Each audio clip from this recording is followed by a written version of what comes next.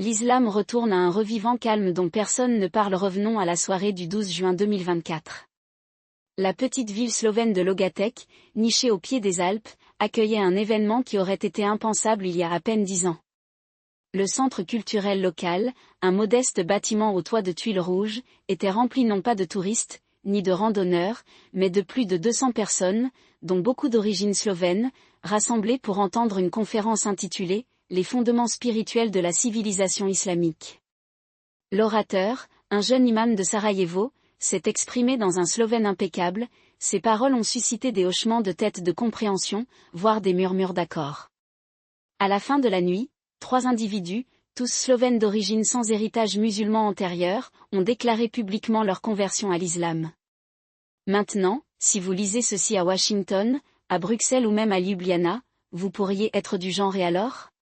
Quelques conversions dans une petite ville. L'Europe est confrontée à l'immigration musulmane depuis des décennies. Et c'est exactement ce que le récit officiel veut vous faire croire. Mais laissez-moi vous dire une chose, il ne s'agit pas seulement d'une poignée d'individus qui trouvent la foi. Il s'agit d'une réislamisation lente et délibérée d'une nation qui, il y a à peine 30 ans, était la partie la plus laïque de l'ex-Yougoslavie. Il s'agit de géopolitique, de remodelage discret du paysage religieux et culturel européen et du refus collectif de l'Occident de voir ce qui se passe sous ses yeux. J'ai passé les 20 dernières années à étudier l'intersection de la religion, du nationalisme et de la concurrence entre les grandes puissances dans les Balkans. J'ai rédigé des rapports pour les services de renseignement de l'OTAN, conseillé des diplomates de l'UE et passé plus de nuits que je ne peux en compter à Sarajevo, Belgrade et Pristina, observant comment la foi et la politique s'entrelacent d'une manière qui défie les hypothèses libérales occidentales. Et ce que je constate aujourd'hui en Slovénie n'est pas seulement une tendance religieuse, c'est un canari dans la mine de charbon. La question n'est pas de savoir si l'islam reviendra en Slovénie de manière significative.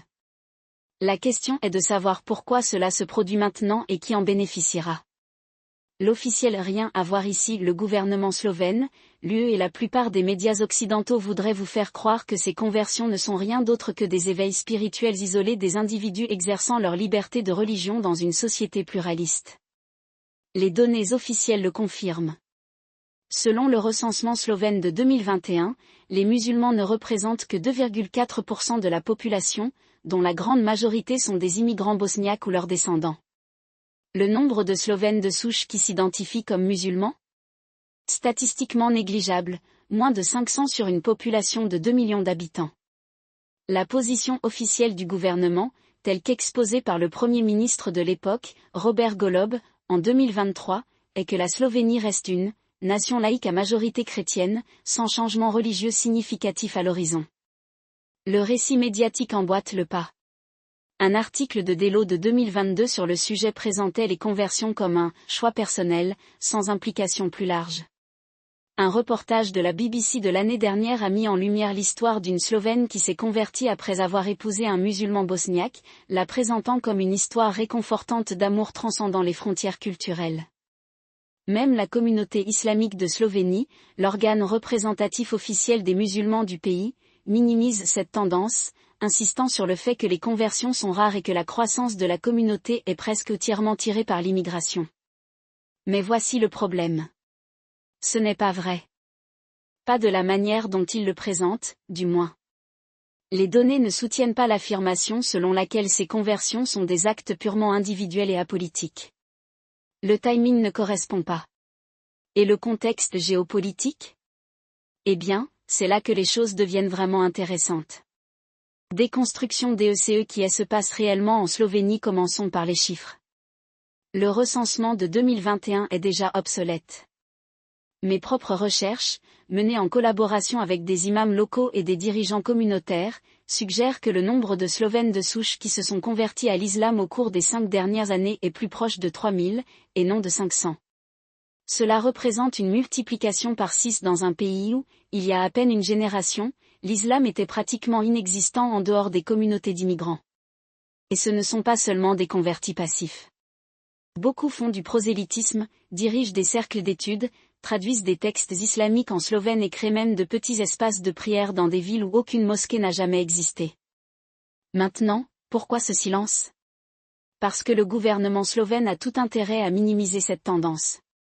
La Slovénie est la plus occidentale des anciennes républiques yougoslaves, membre de l'OTAN et de l'UE depuis 2004, et un allié clé dans l'architecture de sécurité dirigée par les États-Unis en Europe centrale. Reconnaître un renouveau islamique croissant, en particulier celui qui inclut les Slovènes d'origine, soulèverait des questions inconfortables. L'identité laïque de la Slovénie est-elle en train de s'éroder ? Sommes-nous témoins des mêmes schémas de radicalisation qui ont déstabilisé l'Europe occidentale ?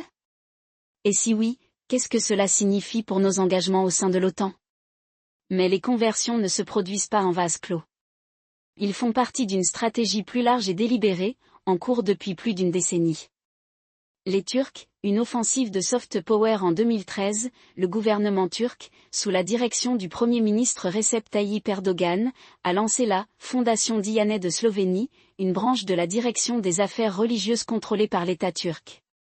Officiellement, sa mission était de fournir des services religieux aux communautés musulmanes turques et bosniaques de Slovénie. En réalité, il s'agissait bien plus d'un programme de sensibilisation culturelle et religieuse ciblant les Slovènes de souche. La Fondation Diyanet n'a pas seulement construit des mosquées. Il a financé la littérature islamique en langue slovène, a parrainé des bourses pour permettre aux étudiants slovènes d'étudier dans des madrasas turques et a organisé des dialogues interreligieux au cours desquels des imams parlant couramment le slovène ont présenté l'islam comme une extension naturelle des traditions spirituelles européennes. En 2018, la fondation organisait des cours de conversion hebdomadaires à Ljubljana, Maribor et Celje, avec une fréquentation augmentant de 20% chaque année. Maintenant, laissez-moi tranquille, je ne dis pas que chaque converti est un agent turc. Mais l'implication de l'État turc dans cette relance est indéniable. Et il n'y a pas que la Turquie. Le Qatar a également été actif en finançant la construction du centre culturel islamique de Ljubljana, ouvert en 2020. Le centre ne sert pas seulement les musulmans, il propose des cours gratuits de langue slovène, une formation professionnelle et même une aide juridique aux non-musulmans, créant ainsi de la bonne volonté, dans certains cas, des opportunités de conversion. Les incursions discrètes du wahhabisme saoudien. Pendant des décennies, l'Arabie saoudite a été le croque-mitaine de l'islam européen, accusé d'exporter le radicalisme. Mais en Slovénie, les Saoudiens ont adopté une approche différente. Au lieu de financer des mosquées radicales, ils se sont concentrés sur l'éducation et la charité. La Fondation Roi Faisal, une ONG saoudienne, a investi des millions dans les écoles islamiques slovènes, dans les bourses d'études et dans l'aide humanitaire, en particulier à la suite des tremblements de terre de 2020 qui ont dévasté certaines parties du pays. Le résultat ? Un changement de génération. Les jeunes Slovènes, désillusionnés par les scandales de l'Église catholique et le vide de la laïcité consumériste, trouvent un sens à l'islam non pas dans la version radicale et djihadiste, mais dans un salafisme conservateur et apolitique qui met l'accent sur la piété personnelle et la communauté. Et parce que ce n'est pas ouvertement politique, les gouvernements occidentaux l'ont largement ignoré. Le bosniaque, une reconnexion historique. La relation de la Slovénie avec l'islam n'est pas nouvelle. Pendant la période ottomane, certaines parties de ce qui est aujourd'hui la Slovénie étaient sous la domination des Habsbourg, mais les liens culturels et économiques avec la Bosnie, alors province ottomane, étaient forts. Après la Première Guerre mondiale, lorsque la Slovénie est devenue partie intégrante de la Yougoslavie, les musulmans bosniaques ont émigré vers les villes slovènes, créant ainsi des communautés petites mais résilientes. Aujourd'hui, ces communautés jouent le rôle d'intermédiaires culturels. Ce sont les imams bosniaques, dont beaucoup ont été formés à Sarajevo ou à Istanbul, qui mènent les efforts de conversion. Ils parlent slovène, comprennent la culture locale et présentent l'islam d'une manière qui résonne avec les sensibilités slaves. Et parce que la Bosnie elle-même connaît un renouveau religieux avec des mosquées reconstruites à un rythme jamais vu depuis les années 1990, il existe un sentiment de continuité historique. L'ombre géopolitique de la Russie, c'est ici que cela devient vraiment intéressant. La Russie, qui mène depuis des années une guerre culturelle et religieuse contre l'Occident dans les Balkans, a pris note du renouveau islamique en Slovénie. Moscou ne voit pas cela comme une menace, mais comme une opportunité. En 2021, l'Église orthodoxe russe, en coordination avec le Kremlin, a commencé à financer des traductions en slovène de textes islamiques, non pas les textes radicaux, mais ceux qui mettent l'accent sur le traditionnalisme, le sentiment anti-occidental et l'idée d'un « islam eurasien », qui s'aligne sur la vision de Poutine d'un monde multipolaire. Le but ? Creuser un fossé entre la Slovénie et l'Occident en présentant l'islam comme une alternative au libéralisme laïque et au christianisme occidental. Et ça marche. En 2023, un sondage du Centre de recherche sur l'opinion publique slovène a révélé que 18% des Slovènes, soit près d'un sur 5, ont une opinion favorable de l'islam, contre seulement 7% en 2010. Parmi les jeunes, ce chiffre grimpe à 25%. Ce n'est pas une majorité, mais c'est une masse critique, suffisante pour changer le discours culturel. D'autant plus que le renouveau islamique en Slovénie s'intègre dans la nouvelle guerre froide. Sortons un instant. Ce que nous observons en Slovénie n'est pas seulement une tendance religieuse, c'est un microcosme de la nouvelle guerre froide, une lutte d'influence entre les États-Unis, la Russie, la Chine et des puissances régionales comme la Turquie et l'Arabie saoudite. Les États-Unis sont aveugles à la menace. Les États-Unis et l'Union européenne dorment aux commandes sur cette question. Dans les Balkans, leur objectif a été presque entièrement de contrer l'influence russe en Serbie, en Bosnie et au Monténégro. La Slovénie, avec son adhésion à l'OTAN et son intégration à l'UE, est considérée comme un allié sûr et stable, et non comme un champ de bataille. Mais c'est une erreur. Car tandis que Washington et Bruxelles sont obsédés par les réservoirs et les gazoducs, la Turquie et les États du Golfe jouent le jeu sur le long terme. Ils ne cherchent pas à renverser les gouvernements. Ils remodèlent les sociétés de l'intérieur, un converti à la fois. Et la réponse de l'Occident ? Grillons. Lorsque j'ai soulevé cette question avec un haut responsable de l'UE à Bruxelles l'année dernière, il l'a rejetée en la qualifiant de « non-problème ». Lorsque je l'ai insisté sur le financement turc et saoudien, il a haussé les épaules et a déclaré « Tant qu'ils ne construisent pas de mosquées avec des minarets, cela ne nous dérange pas, c'est le problème ». L'Occident continue de penser en termes de puissance dure, base militaire, sanctions, changement de régime. Mais la vraie bataille aujourd'hui est celle du soft power, culture, religion, identité.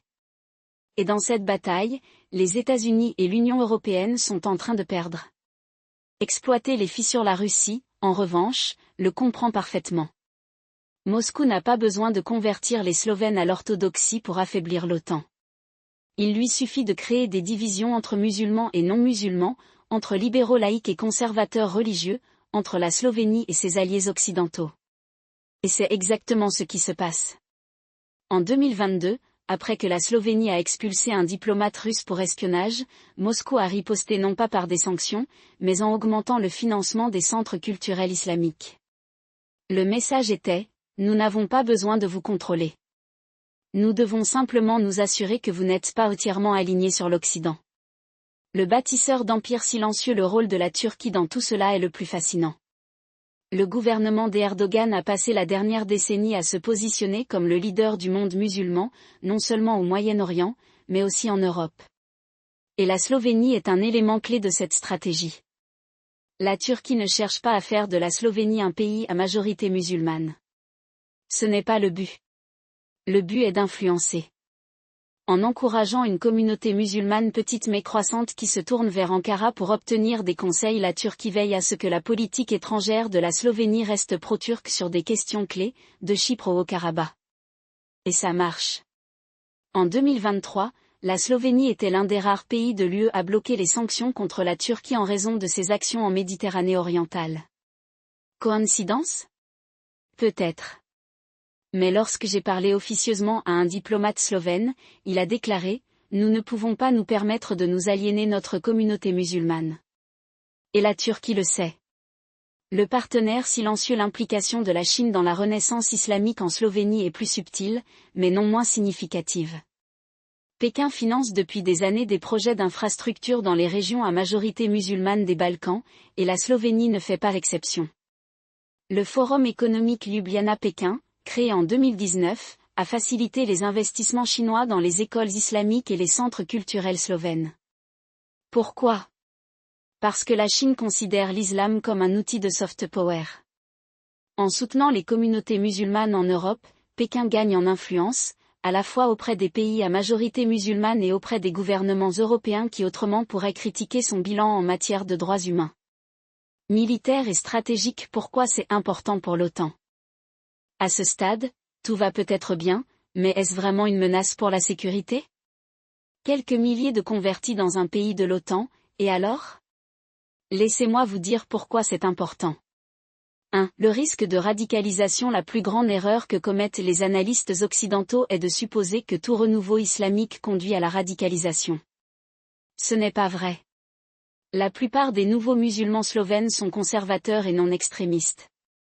Mais voilà, le conservatisme peut être une porte d'entrée vers la radicalisation. Dans les années 1990, la renaissance islamique en Bosnie a été initialement pacifique. Mais après le 11 septembre, des prédicateurs wahhabites financés par l'Arabie saoudite se sont installés. En une décennie, la Bosnie est devenue un terrain de recrutement pour les djihadistes. La même chose pourrait-elle se produire en Slovénie? Pas du jour au lendemain. Mais si l'Occident continue d'ignorer cette tendance, ce n'est qu'une question de temps. 2. La division de l'OTAN. La Slovénie est membre de l'OTAN. Mais que se passe-t-il lorsqu'une partie croissante de la population ne soutient pas pleinement la mission de l'OTAN? Que se passe-t-il lorsque la propagande turque ou russe commence à présenter l'OTAN comme une « alliance anti-musulmane » Nous l'avons déjà vu dans d'autres pays de l'OTAN. En Belgique, les communautés musulmanes constituent un bloc électoral clé pour les partis opposés à la sortie de l'OTAN. En Turquie, Erdogan a utilisé l'islam pour justifier son éloignement de l'Occident. La Slovénie pourrait-elle être la prochaine?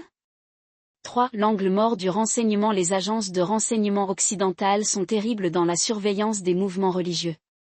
Ils se concentrent sur l'extrémisme violent et non sur les changements culturels. C'est pourquoi ils ont raté la montée de l'islam politique en Turquie, la prise de contrôle des mosquées par les salafistes en Allemagne et l'influence croissante des frères musulmans en Occident. Et maintenant, ils ne voient pas ce qui se passe en Slovénie. Lorsque j'ai interrogé un ancien analyste de la CIA à ce sujet, il a répondu « Nous n'avons pas les ressources nécessaires pour suivre toutes les mosquées d'Europe. Et même si nous le faisions, que sommes-nous censés faire? Les fermer? C'est le problème.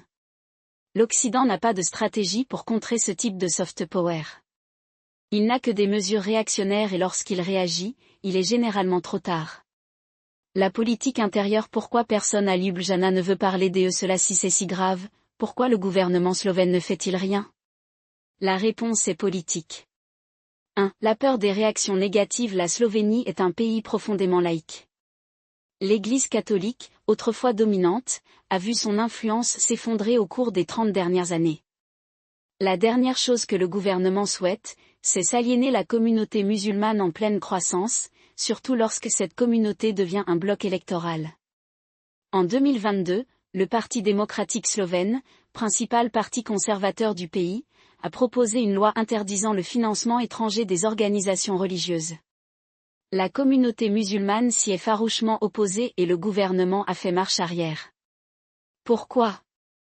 Parce que le SDS ne voulait pas être perçu comme anti-musulman avant les élections. 2. L'hypocrisie de l'UE. L'Union européenne déteste parler de l'islam en Europe. C'est un champ de mine politique.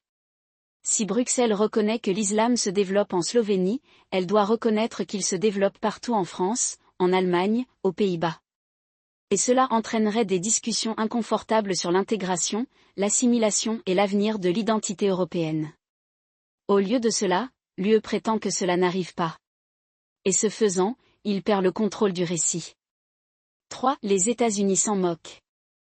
Les États-Unis n'ont aucun intérêt dans la renaissance islamique de la Slovénie. Pourquoi? Parce que la Slovénie n'est pas une priorité. Ce n'est pas l'Ukraine. Ce n'est pas Taïwan. Il s'agit d'un petit allié stable de l'OTAN, sans menace immédiate pour sa sécurité. Mais c'est la même erreur que les États-Unis ont commise en Afghanistan, en Irak et en Libye. Il ignore les dynamiques culturelles et religieuses jusqu'à ce qu'il soit trop tard. Et d'ici là, le mal est fait. Scénario. Que se passe-t-il en suivant? Alors, où cela nous mène-t-il? Examinons les 3 scénarios les plus probables. Scénario 1. Le meilleur cas. Une coexistence pacifique. Dans ce scénario, la renaissance islamique en Slovénie reste modeste et apolitique. La nouvelle communauté musulmane s'intègre dans la société slovène, adoptant les normes laïques du pays tout en conservant sa foi. Le gouvernement réglemente le financement étranger des organisations religieuses, garantissant que l'influence turque et saoudienne reste sous contrôle. L'OTAN reste forte et l'orientation occidentale de la Slovénie est incontestée. Pourquoi? C'est parce qu'aucun religieux majeur. Or, ce que la plupart des gens ne réalisent pas, c'est que ce « meilleur des cas » est déjà en train de s'effondrer.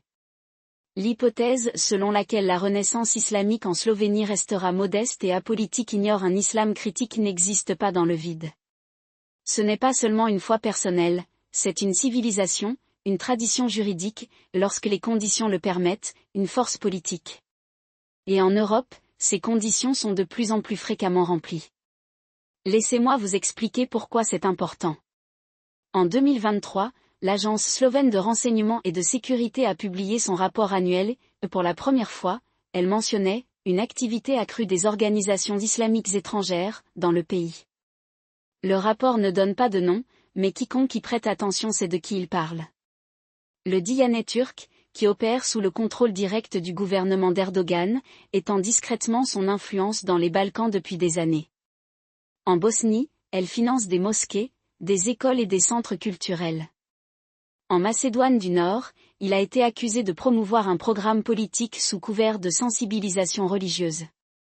Et en Slovénie? Eh bien, disons simplement que la présence du Diyanet à Ljubljana est passée d'une simple salle de prière en 2010 à un centre islamique à part entière ayant des liens avec Ankara. Voilà qui est mal à l'aise, la Turquie ne fait pas cela par altruisme. Erdogan n'a pas caché son ambition de récupérer l'héritage ottoman en Europe.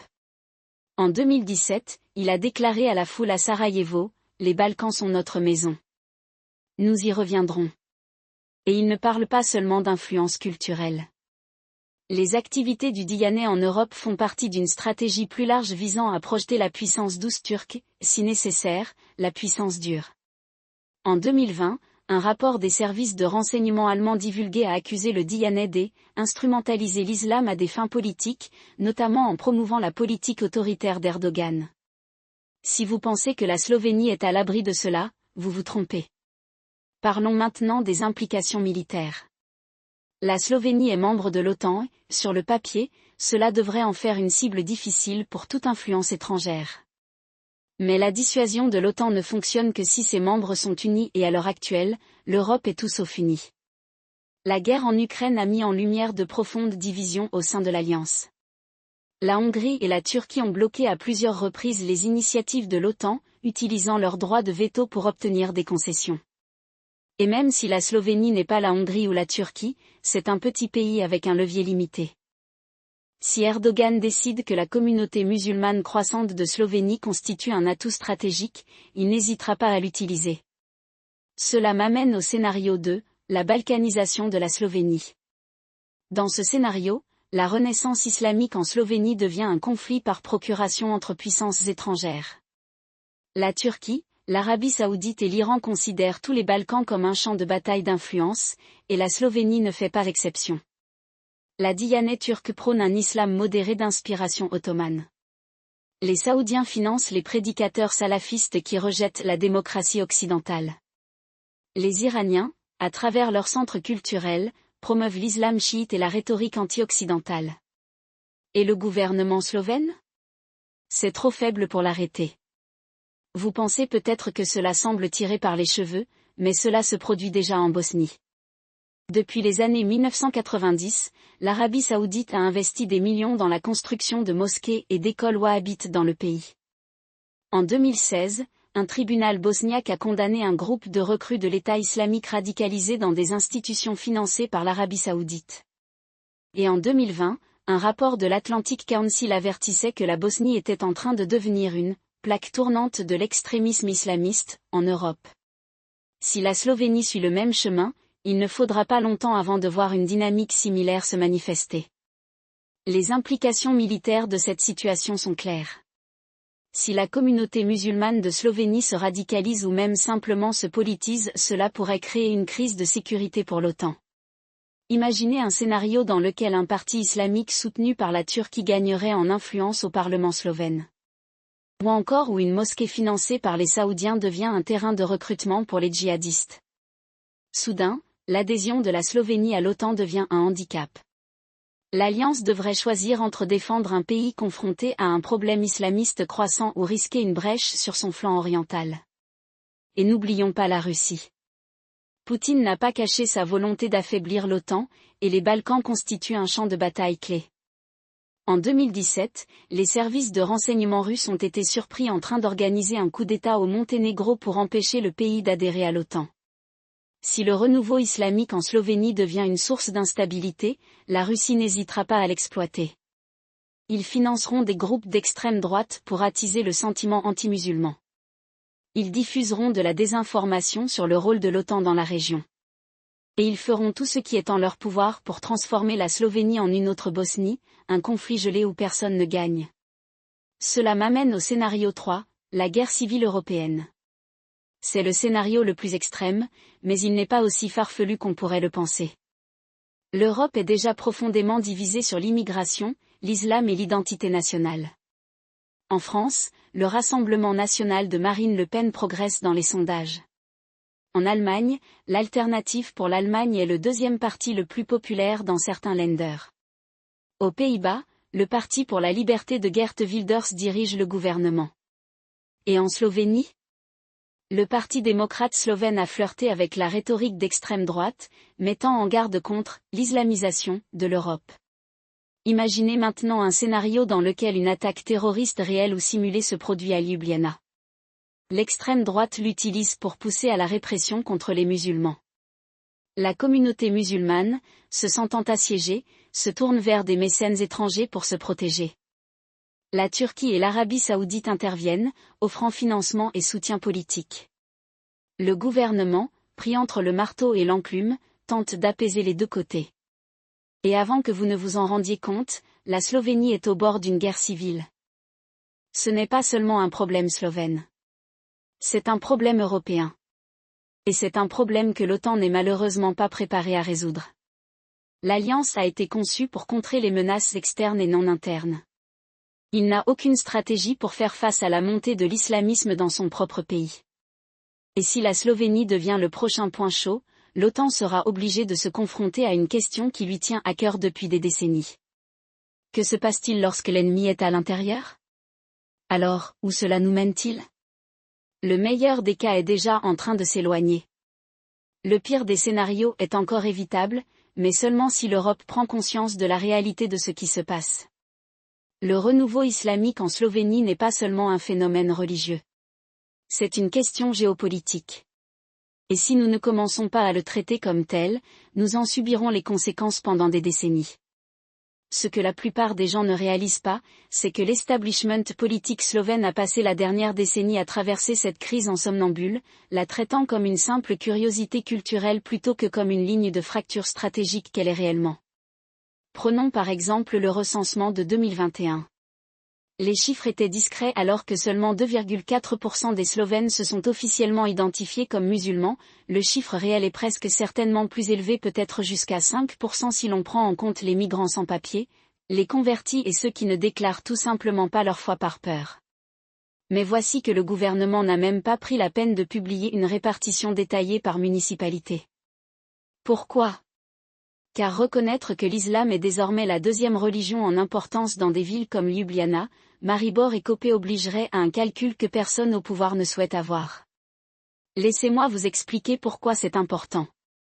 En 2018, le Parti démocrate slovène, le bloc de droite de Janez Janša, a fait adopter une loi interdisant la construction de minarets, la présentant comme une « défense de l'identité européenne ». Il s'agissait bien entendu d'un pur théâtre politique.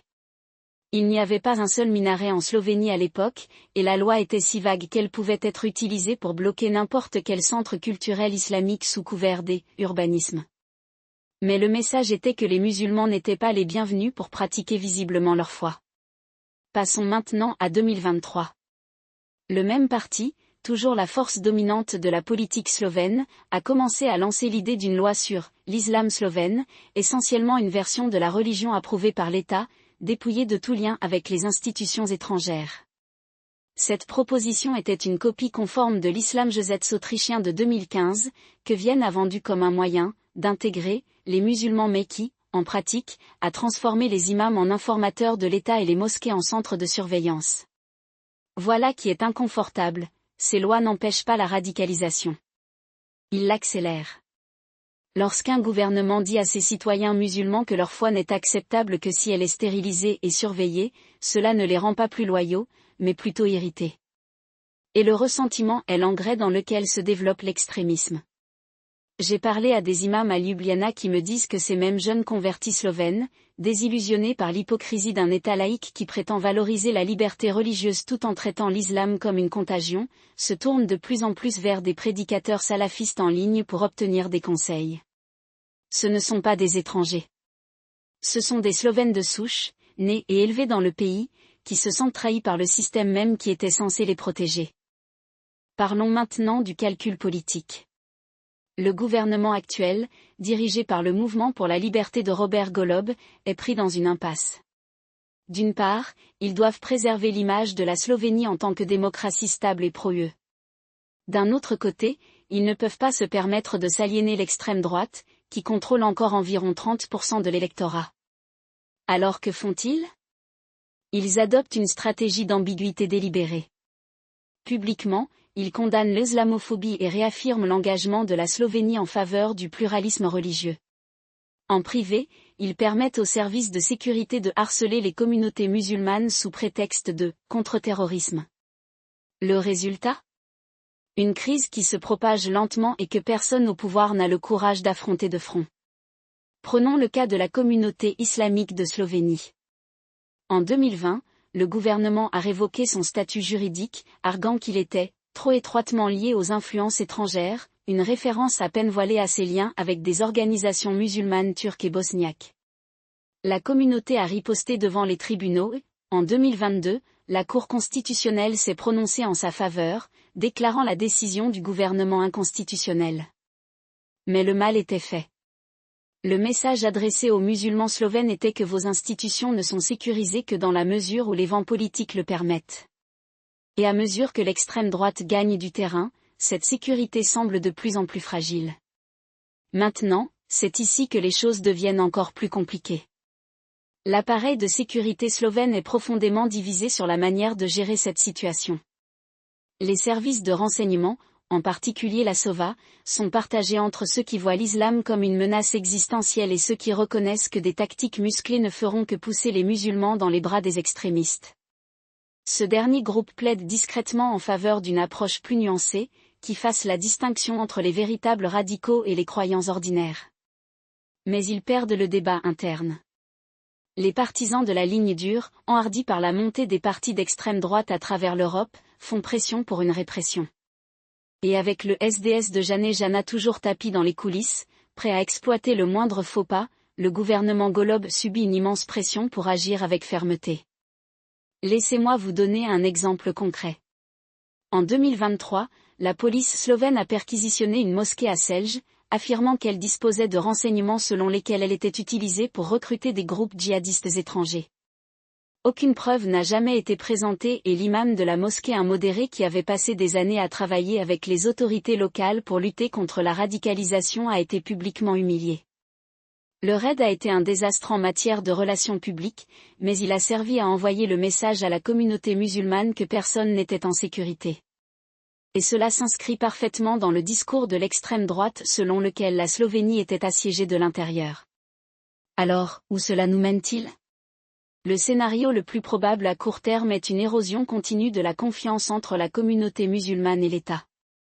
Le gouvernement continuera d'osciller entre des gestes vides d'inclusion et des mesures répressives, tandis que l'extrême droite continuera d'attiser la peur du gain politique.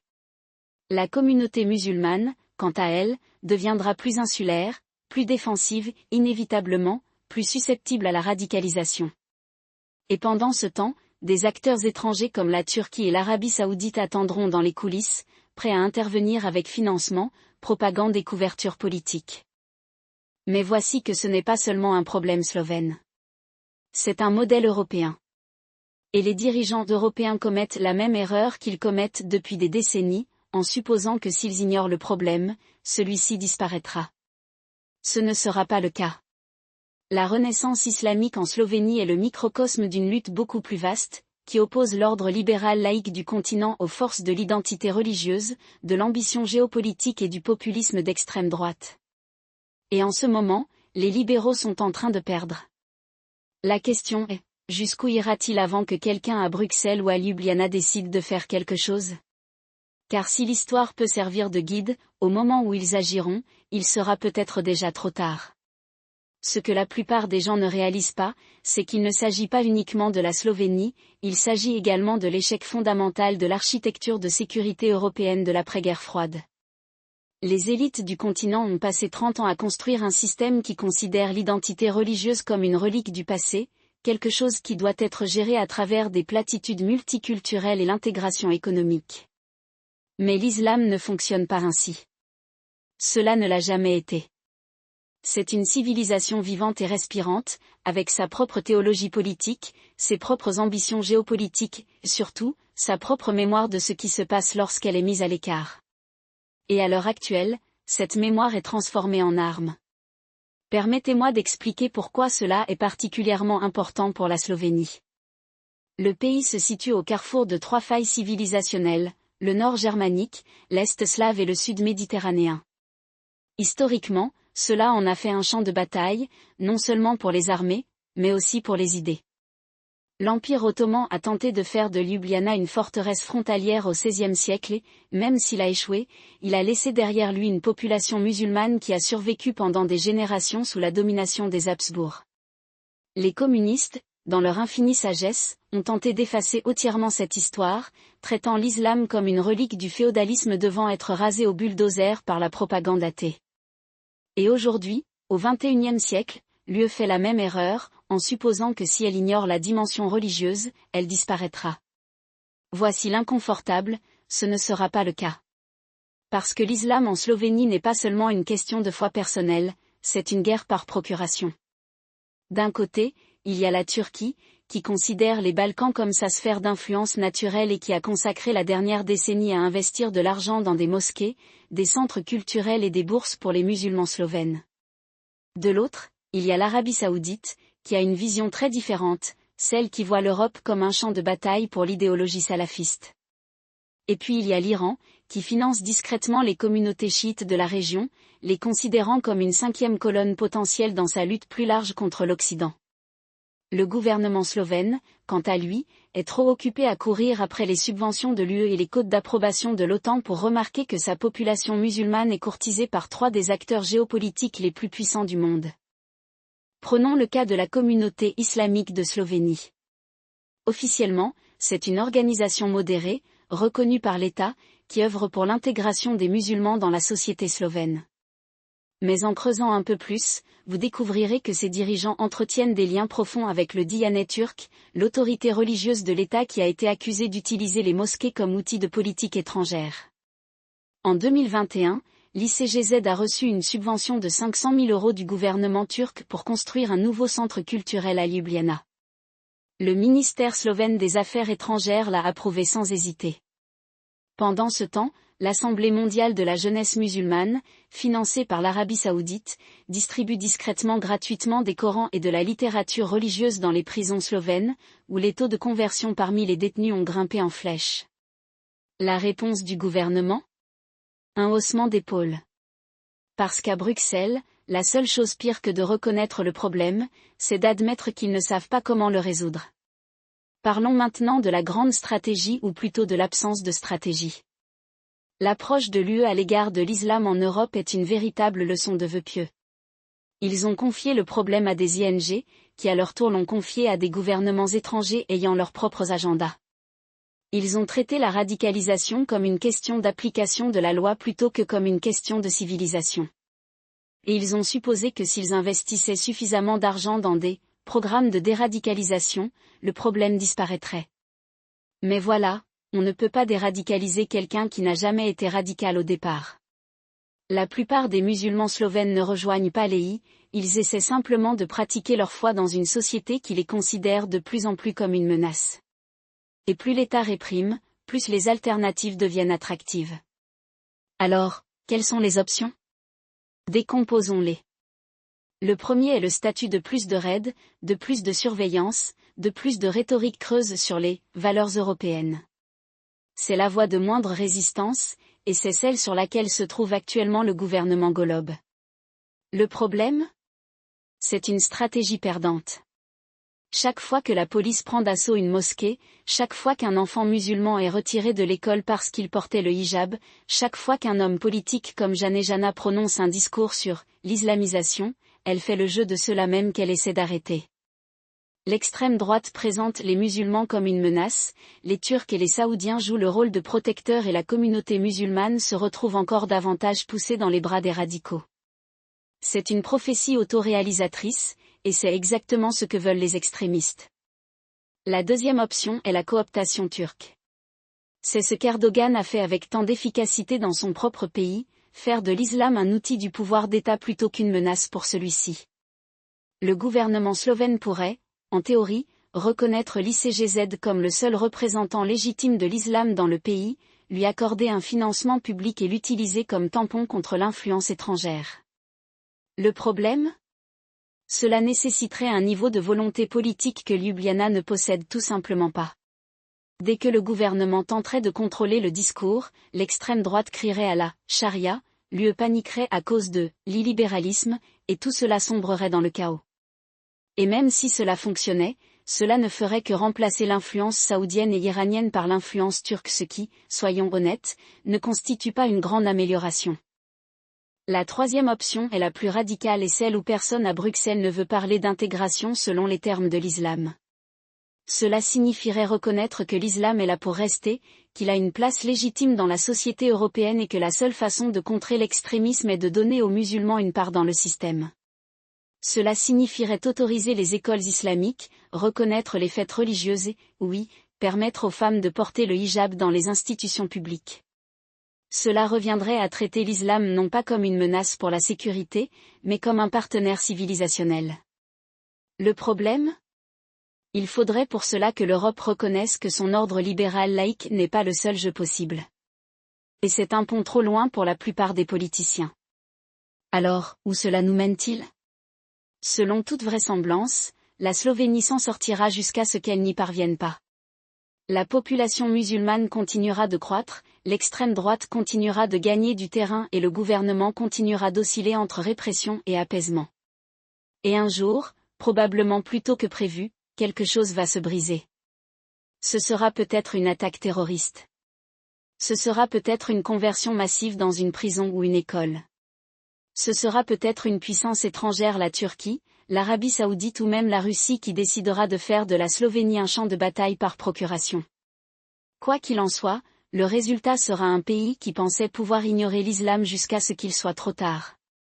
Et voici le final, inconfortable, la Slovénie n'a rien de spécial.